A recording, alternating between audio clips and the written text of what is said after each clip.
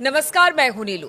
तो सीरिया पर इजराइल लगातार हमले कर रहा है। इजराइल के हमले रुक नहीं रहे हैं। अब सीरिया की बात की जाए तो अभी तक का सबसे बड़ा हमला इजराइल की तरफ से सीरिया पर हुआ है, लेकिन इस बीच कुछ खबरें भी सामने आ रही है जो इजराइल के लिए कहीं से भी मुफीद नहीं है। अब जुलानी की बात कर ली जाए, ईरान की बात की जाए या फिर तानाशाह असद की बात कर ली जाए, सब कुछ प्लान बना रहे हैं। किस तरह का प्लान है इजराइल को लेकर, बातचीत करने के लिए मयंक मेरे साथ जुड़ गए हैं।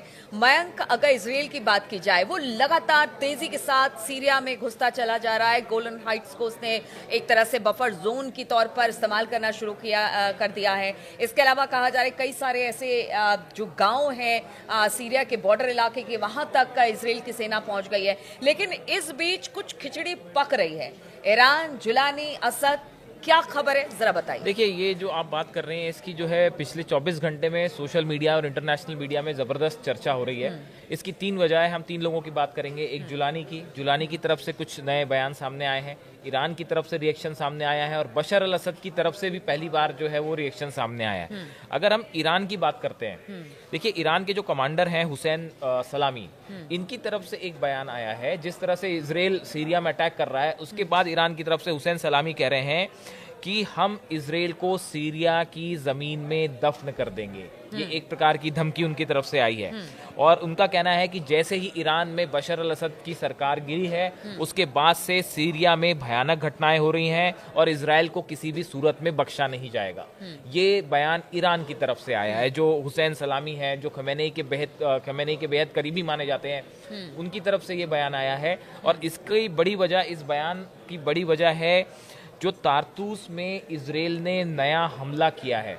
देखिए, बताया जा रहा है कि 16 दिसंबर यानी बीती रात को जो है इजराइल के F-15 जेट्स, इन्होंने इजराइल से उड़ान भरी।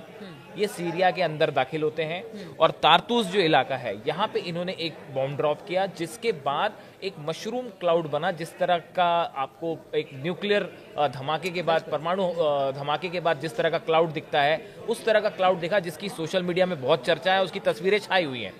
तो ये एक बड़ा हमला था। इसकी तरफ ईरान की तरफ से कहा गया कि ये एक डर्टी बम है या ये जो प्रतिबंधित बम है उसका इजराइल ने इस्तेमाल किया है। हालांकि आईडीएफ की तरफ से, इजराइल की तरफ से कहा गया है कि नहीं, ऐसा नहीं था, ये एक नॉर्मल बम था जो कि किसी बम जहां पे हथियार रखे हुए थे उसके ऊपर गिराया गया, इसलिए मशरूम क्लाउड बना।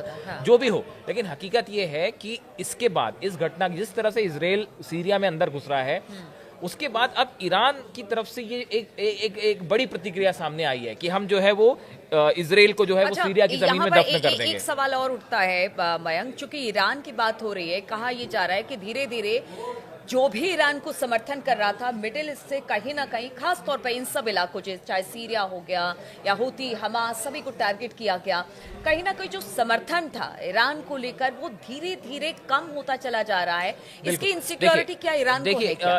एक इसमें 2 बातें हैं। इसमें एक चीज और देखिए कि ये जो जुलानी है, ये इस तरह की बड़ी अजीबोगरीब चर्चाएं हैं सोशल मीडिया में कि जुलानी जो है उनका इजराइल और अमेरिका को लेकर रुख बड़ा अभी भी जो है संदेहास्पद है। देखिए, वो कुछ सीधे तौर पे जो है नेतन्याहू या इजराइल पे कुछ नहीं कह रहे हैं, लेकिन जैसी की चर्चाएं थी और ये कहा गया कि उन्होंने गुप्त रूप से जो है वो अपने जितने लड़ाके हैं उनको ये कह दिया है कि बस बहुत हुआ, अब इजराइल को और आगे नहीं बढ़ने दिया जाएगा। देखिए, ये इस तरह के बयान की चर्चाएं थी न्यूज में और सोशल मीडिया में कि जुलानी की तरफ से ये कहा गया कि बस अब जितना आगे इजराइल आ चुका है, अब इसके आगे नहीं बढ़ने दिया जाएगा और इजरायली सैनिक अगर आगे बढ़ने की कोशिश करते हैं तो उनको जवाब दीजिए।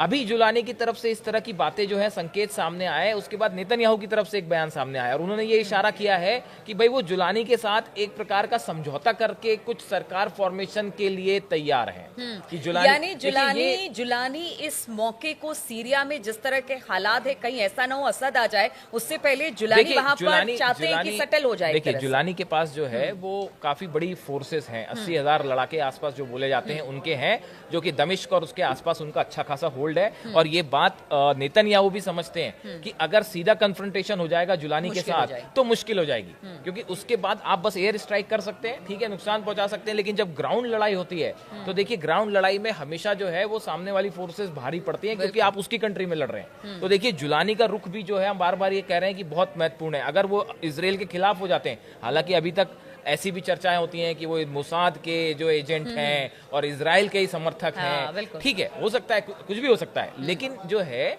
अब स्थिति ऐसी हो गई है कि इजराइल दमिश्क के करीब पहुंच चुका है, तो अगला हमला या आगे बढ़ना क्या दमिश्क पे कब्जा होगा, तो उस समय जुलानी का रुख क्या होगा। और तीसरी चीज जो बशर अल असद की आपने चर्चा करी, उनकी तरफ से भी बयान आया है कि सीरिया को फिर से फ्री करवाया जाएगा, इजराइल को बाहर भगाया जाएगा। ये बशर अल असद की तरफ से बयान आया है रूस से, मैं बैठे बैठे। बिल्कुल, और एक बयान का जिक्र यहाँ पर ये भी कर दे, क्योंकि असद ने कहा कि देखिए मैं सीरिया छोड़ना नहीं चाहता था, लेकिन मेरी सिक्योरिटी को लेकर रूस चिंतित था, और यही वजह है कि मैंने कहा कि ठीक है अभी सीरिया छोड़ना ही मेरे लिए ठीक होगा। देखिए ये जो है ना बातें, इनको थोड़ा सा समझना पड़ेगा। बशर अल असद की तरफ से ये कहना कि सीरिया हम वापस हासिल कर लेंगे, ईरान की तरफ से आपत्ति जताना कि हम जो है वहाँ इजरायली फोर्सेस की वहाँ पे हम जो है वो कब्रगाह बना देंगे या उनको दफन कर देंगे। दूसरा, जुलानी की तरफ से अब इस तरह के संकेत आने लग गए हैं कि भाई अब बस इजराइल और आगे ना बढ़े। ये तीनों चीजें जो हैं वो इस बात का संकेत दे रही हैं कि हो सकता है कि अब जो है सीरिया का ये युद्ध एक निर्णायक मोड़ ले ले और इजराइल या तो किसी प्रकार के समझौते की तरफ चीजें आगे बढ़ जाएं और या फिर एक बार फिर बड़ा कन्फ्रंटेशन सामने होए, जो हो सकता है कि नेतन्याहू खुद ना चाहे इसको करना, क्योंकि एक तरफ वो खुद भी जानते हैं कि हिजबुल्ला से लड़ाई के बाद फोर्सेस थकी हुई हैं, वो खुद ही कह रहे थे, और हिजबुल्ला से आखिर वो लेबनान तो नहीं जीत पाए ना, लेबनान में वो जो हासिल करना चाहते थे टारगेट वो पूरा नहीं हो पाया। तो कुछ लोग तो ये भी कहते हैं कि ईरान ने जो है वो लेबनान बचा लिया और सीरिया चला गया, और उसके बाद ये सीज फायर को लेकर जो हम बार बार कह रहे हैं कि क्या ये किसी तरह की अंडरस्टैंडिंग थी कि भाई लेबनान छोड़ दीजिए। और अंडरस्टैंडिंग इस बात को भी लेकर मयंक कि जिस तरह से जुलानी से बात हो रही कि नेतन्याहू और उनके बीच में कुछ खिचड़ी पक गई है, तो क्या उनको लगा कि लेबनान छोड़ना ज्यादा सही रहेगा, यहाँ पर मैं चीजों को मैनेज कर लूंगा। हाँ, अब देखिए क्या है कि इस पूरे इलाके में इतने सारे प्रॉक्सी संगठन ऑर्गेनाइजेशंस काम कर रहे हैं, ऐसी स्थिति में इजराइल के लिए भी ये बहुत आसान नहीं है कि सीरिया पे जाके अपनी सेना लेके बैठ जाए और वहां पे लंबे समय तक कब्जा रखें। ये तब तक हो रहा है जब तक जुलानी चुप बैठे हैं। जिस दिन जुलानी अगेंस्ट हुए, नेतन्याहू के लिए संकट पैदा है। ठीक है, तो जिस दिन जुलानी अगेंस्ट हुए नेतन्याहू के लिए संकट है, लेकिन नेतन्याहू चाहते हैं कि सीरिया में हालात उनके कंट्रोल में रहे, और इस खबर पर लगातार हमारी नजर बनी रहेगी। हम आपको लगातार अपडेट देते रहेंगे। फिलहाल बहुत बहुत शुक्रिया हमारे साथ इस चर्चा में शामिल होने के लिए।